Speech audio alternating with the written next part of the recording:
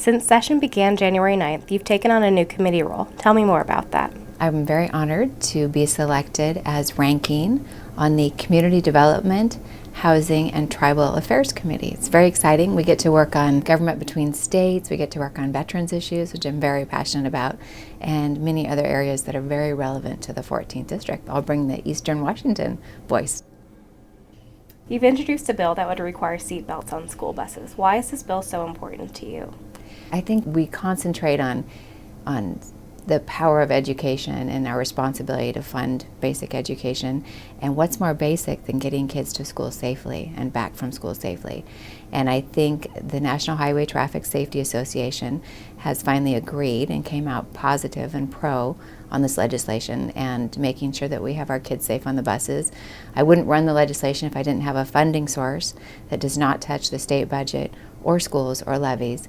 And we're able to fund that completely with the stop paddle violations by those that pass the paddle when it goes out, that keeps our kids unsafe if someone passes it. So it's about a $419 ticket, and in one day, May 2016 last year, when they did a point in time for the buses, then there were 1,566 violations reported by our drivers of those people passing the bus when they shouldn't have been and jeopardizing our children. And so if you take that number by the 419, you're looking at, $650,000 a day. So we're going to take a third of the money, give it to the law enforcement, make sure they're being enforced, make sure they have adequate staffing, and a third of the money to the counties, making sure they can process those violations. We'll keep kids safe and still have a third to put seatbelts on school buses starting September 2018. Just this week, you introduced a bill that you say would help protect law enforcement officials in Washington. Explain that bill to me.